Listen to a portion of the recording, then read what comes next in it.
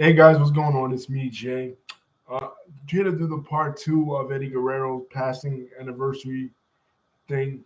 Okay, where we left off, Eddie Guerrero is now in 1999, like we said, before he came to WWE. Correction, before he came to WWE, he was in a car accident coming home from a show in Minneapolis, Minnesota, and he developed from that.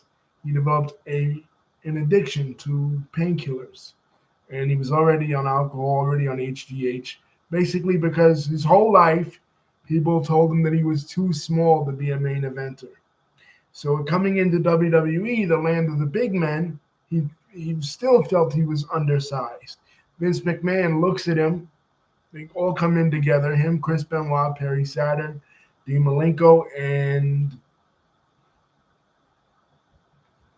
Dean Malenko. They all come in together, and Perry and they all say, if you don't want to take any of us, take at least Chris Benoit and Chris Benoit. Take Chris Benoit. So Vince looks at him. He goes, he's so tiny. And Bruce Pritchard, another Texan, is pushing for him to be a star because he sees the star quality in him. In WCW, he wasn't allowed to develop his character like that. He had the LWO and all that, right, as a heel, but he wasn't allowed to develop his character. There was a ceiling on the stars of WCW. As we talked about a lot, they never utilized their younger talent. They only utilized the older talent that came over that were already established in WWF before, like Hulk Hogan, Macho Man, Kevin Nash, Scott Hall, whatever era in WWF, they only used that talent.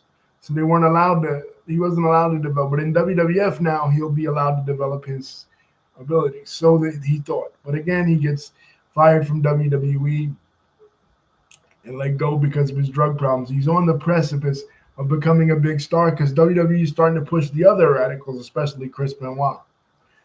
Right at this point, he gets fired, and he goes back to the Indies and he works his way up. And it's not till 2002 that he's asked to come back.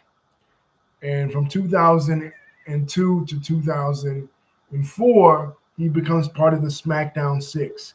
First, he's in a team with Chris Benoit, and then he's in a team with his nephew Chavo, who came to WWE as a result of the buyout of WCW in 2001. So he forms the team with Chavo Los Guerreros. Him and his nephew Chavo, a tag team. Two lowrider guys that go around lying and cheating and stealing. And that's when he developed the moniker Lie, Cheat, and Steal. He's really getting over now, doing a bunch of funny skits with the Big Show, giving the Big Show laxatives and all that, right? And really developing his character. They come out with the shirt, the Scarface shirt with the Scarface logo with him, and really becoming a real main event star and getting huge ratings on SmackDown. One of the things they start to notice, because this is now the brand split era. After WrestleMania 18, they split WWE brands into Raw and SmackDown. SmackDown is on regular TV. And one of the things they start to notice is that Eddie Guerrero is doing really well on SmackDown, getting huge ratings. Like the ratings for Raw are declining because H are pushing Evolution and shit like that on Raw. This is their thousands. But on SmackDown, with the SmackDown 6 guys, with Eddie Guerrero leading the pack, he's getting huge ratings, especially, of course, with the Hispanic population. Now, I can speak to this because during this time, I think I spoke about this before on the channel. During this time, 2001, 2002, 2003, 2004, I didn't have cable anymore. I no longer had cable, only had regular TV, and the only wrestling I could watch was SmackDown on regular TV, right? Channel 9, UPN. And that's the only really wrestling I was interested in watching because much like other people, I was bored with Triple H. I was bored with the Reign of Terror that I would see on Raw. Before I had the cable taken out, I was watching Raw, and I'm like, yo, the Katie Vick storyline, Triple H burying Booker T, Triple H burying Scott Steiner, Triple H burying Kevin Nash. You know, I was super bored with it. So I only wanted to watch SmackDown, and I only could watch SmackDown. And a lot of families were like this. Again, Eddie Guerrero was doing well with the Hispanic community, not only because he's Hispanic too, but also because, socioeconomically, Hispanic Americans tend to live on the lower end of the economic spectrum, whether it be in Texas, his home state, California, New York, New Jersey, Florida, all the states, New Mexico, Arizona, all the states that are predominantly Hispanic, and he was doing pretty well in these demographics. So it'd be stupid for WWE to not push him, right? Because of his size. Basically, Bruce Pritchard was saying he's the Mexican Shawn Michaels, which he was. So Los Guerreros breaks up and he goes on his own. And they want to push him. They want to put the belt on him. So fast forward to No Way Out 2004 for the WWE Championship in San Jose, California. Predominantly Hispanic town. Again, he's doing big numbers with the Hispanic audience. And up against Brock Lesnar, the guy that is the next big thing, right? He's been on but Brock Lesnar has been on a rampage for 2 years since coming into the WWE in 2002. So, but Eddie wins. And how does Eddie win? He cheated, of course, and I'll never forget it.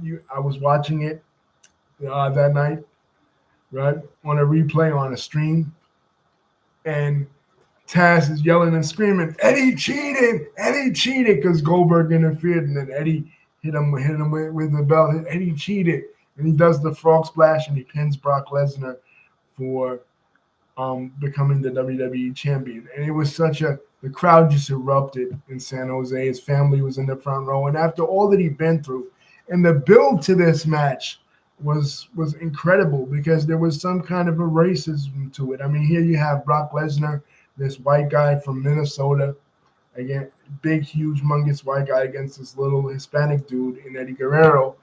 And he points to Eddie's real life struggles with addiction. And he goes, it's typical right wing bullshit where he goes, "People like you, Eddie, that sicken me. I think you want all kinds of sympathy because of your struggles. You're a bunch of degenerates of society. People like you," basically looking down his nose at Eddie, right? And he goes, "You know what, Brock? You're right. I am an addict. I'm an addict to doing the right thing for my family," and basically confesses everything, about his real life struggles. So the build was crazy. And then having him finally win, becoming the second person of Hispanic heritage ever to become WWE champion, the first in like 30 years. Because like the last one was like Pedro Morales in 1972. And now Eddie in 2004. But unfortunately, the pressure was too much for Eddie. Houses they, but not before he had his other magical moment. His other magical moment came in Madison Square Garden, WrestleMania 20. I was there with a friend, right, and he had a match with defending his championship against Kurt Angle. And in the match, Kurt Angle goes to put the ankle lock on him. Eddie's shoe is undone. So he grabs the shoe, but Eddie gets out of it, and eventually Eddie wins.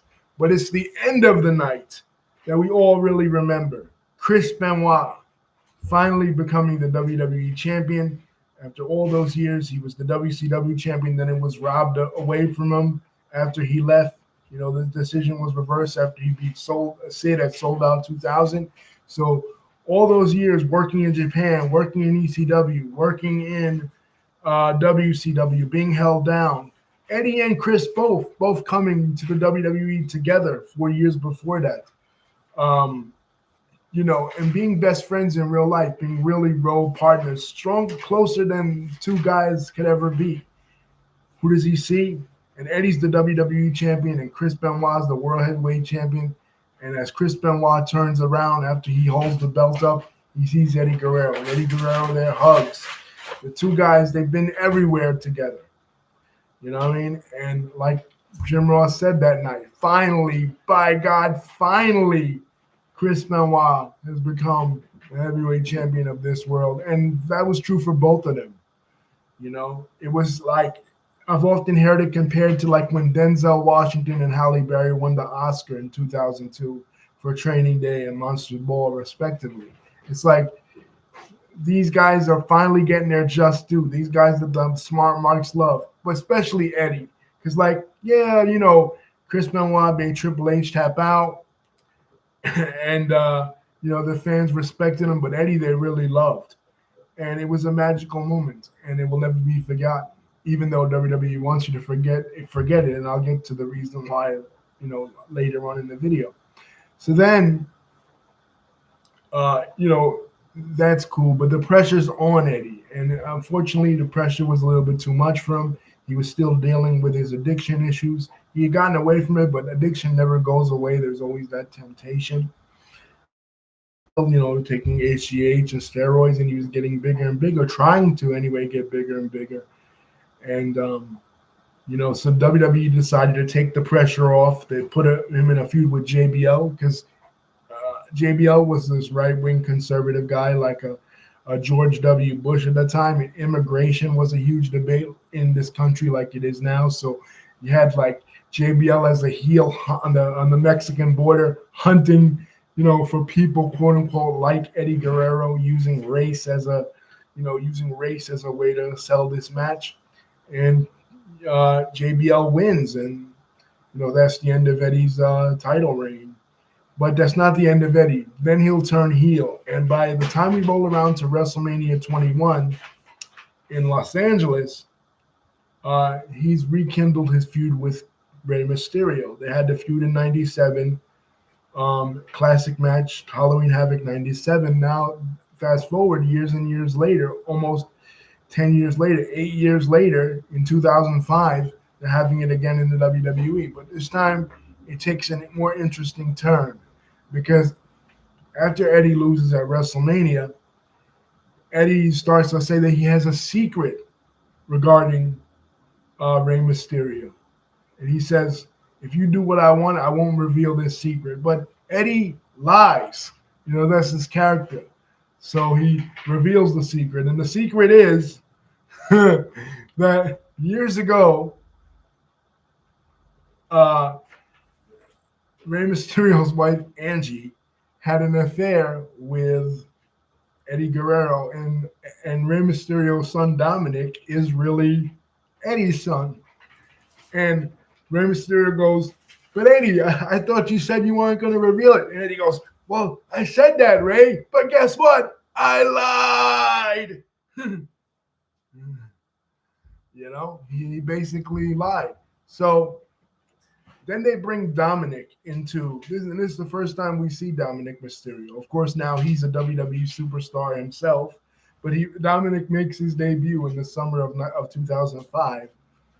And you know, we see him playing his PlayStation 2, which was popular at the time. Bleach blonde hair, looking like Eminem. He's up there and he asks his father, "Is it true, Dad? Is it true?" You know, and Ray reveals that it is true that Eddie is Dominic's real father. Right now, the funny thing about this is, like, maybe WWE fans didn't know, but people that watched WCW and WWE at the same time knew that what Rey Mysterio's real face looked like. You know what I mean? And they're looking at Dominic Mysterio and they're like, okay, well, he's obviously Rey's son. Like, whatever, who are they trying to fool? So fast forward to SummerSlam, they decide, you know, they're going to have a match for the custody of Dominic. Dominic's custody papers will be suspended above the ring, and the winner will climb the ladder, and the winner will get Dominic's custody papers, and the winner will have custody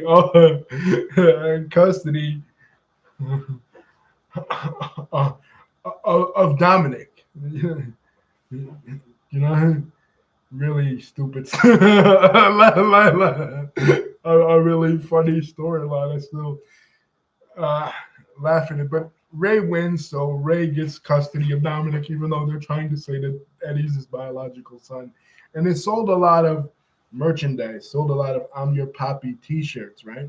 That Eddie put out, but we never got to see the end of it because, unfortunately, on November the 13th, 2005, in a hotel room in Minneapolis, Minnesota, Eddie Guerrero was found dead of a heart attack. And I still remember the Raw because I had cable restored again by 2005. Because my friend told me about it, and I'm like, oh, I gotta watch this on Raw. So they did something similar to what they did with Owen Hart in 2000. I mean, in 1999, where the stars, the wrestlers, other wrestlers came out and they talked about Eddie's life. Vince McMahon broke down and stuff, but the real person that really broke down hard and we couldn't even speak was Chris Benoit. And then we find out later, after Eddie's passing, that Eddie's passing was one of the things that really broke Chris Benoit. You know what I mean? And contributed to Chris Benoit's mental breakdown that would inevitably end in his own passing in 2 years later in 2007, and in the tragedy that resulted in the death of Chris Benoit's wife Nancy and his son Daniel, the double murder suicide of Chris Benoit.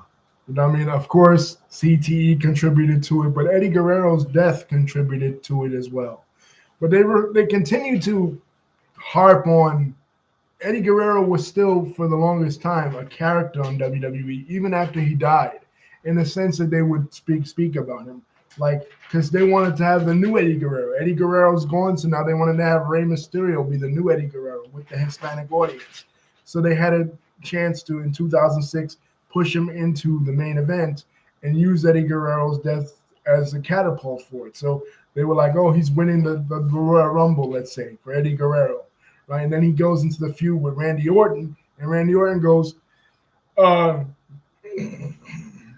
you're talking about Eddie Guerrero, Ray? Well, Eddie Guerrero's not in heaven. Eddie Guerrero, he's in hell. Which I thought that was a really low brow. Like 2006, I completely turned off WWE because the stuff they were doing was out of real out of pocket stuff, like mentioning somebody's real life death and using it for a storyline. Not that WWE hasn't done that before, because who remembers Melanie Pillman? You know what I mean? The woman's husband just died like a night ago, and they have this expose with her on Raw in her house, right? So they've done shit like this before, but I just felt like it was really low class. And then, of course, the Vince McMahon, Shawn Michaels feud, where Vince McMahon pretends to be greater than God. It was just 2006, really a low point in the history of WWE. But Rey Mysterio wins the Royal Rumble and goes on to win the World Heavyweight Championship in a three-way against Kurt Angle and Randy Orton at WrestleMania 22 in Chicago. And also that night, Eddie Guerrero gets inducted into the WWE Hall of Fame. So that's the end of, Eddie Guerrero, Viva la raza, as he would say. But his legacy still lives on to this day, not only with Rey Mysterio keeping his legacy alive, but now Dominic Mysterio, all grown up. Dominic Mysterio comes back to the company as a wrestler, as a grown man now, no longer a 9-year-old kid, as a grown man, teaming with his dad in 2022, then turning on his dad, siding with Edge. Now, Edge is interesting because Edge was Edge was also a catalyst in keeping Eddie's memory alive because later on, she would have financial issues. Eddie's wife, Vicky, we first saw her in the Dominic storyline in 2005, but Eddie's wife, Vicky, would become a character on WWE as the general manager on Raw, and she became infamous. She became one of the greatest heels in wrestling history because she was so annoying. And her slogan, "Excuse me, excuse me," you know, and like, the more she would say it, the more she would get booed, like as a heel, right? And her story, of course, ended in the early 2010s with her being pushed into the mud on Raw. But in 2009, she hooked up with Edge, Chavo, Edge, and the Edgeheads. Uh, Hawkins and Ryder formed a faction called La Familia. You know what I mean? So, and she was a part of that. And her and Edge kayfabe got married on an episode of SmackDown. In the lead up to WrestleMania 25. You know what I mean? So his name still got mentioned, but again with Dominic. Now fast forward to Dominic, 2022. Dominic turns on his dad at Clash of the Castle, joins Edge's faction of the Judgment Day, and he becomes a star. They had that one Thanksgiving episode where he shows up at his parents' house, Rey Mysterio and Angie's house, for Thanksgiving, and he's with Rhea Ripley, hooks up with Rhea Ripley, starts quote unquote dating Rhea Ripley, right? And he has this like Mexican gangster sureño type Southsider type gimmick where he like went to jail and he's Dirty Dom because of the home invasion. They locked him up and he went to jail. And he's doing really well with it, and he's become one of the biggest stars. We just made a video about him the other day when he lost the belt to Cena on Raw, the Intercontinental Championship, on the Raw in Boston, like last Monday. So, and he's kind of carrying on Eddie Guerrero's legacy. Another person that's not related to Eddie Guerrero, but carries on his legacy since she first debuted on the main roster in 2016 is Sasha Banks. And why she carries on his legacy is because that was her favorite wrestler as a kid. She's done the Frog Splash. She's done, tributes to him, which itself, the Frog Splash itself, was a tribute to Eddie's old partner in Mexico, Art Barr, who introduced that to him. So Eddie Guerrero's legacy lives on in so many ways in professional wrestling, with so many different people carrying on his legacy, the likes of Rey Mysterio, the likes of Dominic Mysterio, they brought back the LWO at WrestleMania 39 in 2023. Since Dominic had the Judgment Day, they brought back the LWO with Rey Mysterio leading the pact as the reborn LWO. So his legacy lives on in so many different ways in professional wrestling, and better than other wrestlers that have passed away. Other wrestlers that have passed away tragically, of course, Chris Benoit is not allowed to be mentioned, and Owen Hart's also not allowed to be mentioned because of his wife Martha, blaming WWE for his passing. So, out of the three of them, Eddie Guerrero is the one that people still honor. In WWE. So my favorite matches with him were the ones with Chris Benoit and the ones where he won the title with Lesnar. But who knows what life would have been like had he survived. Supposedly, he was supposed to win the World Heavyweight Championship from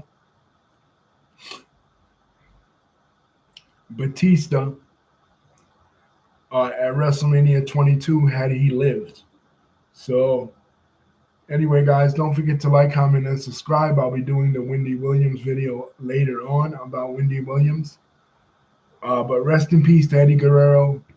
And, of course, condolences to his family. And I'm so proud of Dominic Mysterio. like I said, when he first came into the WWE in 20, I'm like, oh, this guy sucks. He's another Nepo baby. He's going to be nothing, another Eric Watts. But he turned out that he was a great superstar and carried on both his father, Rey Mysterio, and his kayfabe father, Eddie Guerrero's legacy on well in the WWE. And even though he lost the IC championship, I see great future for him. Peace.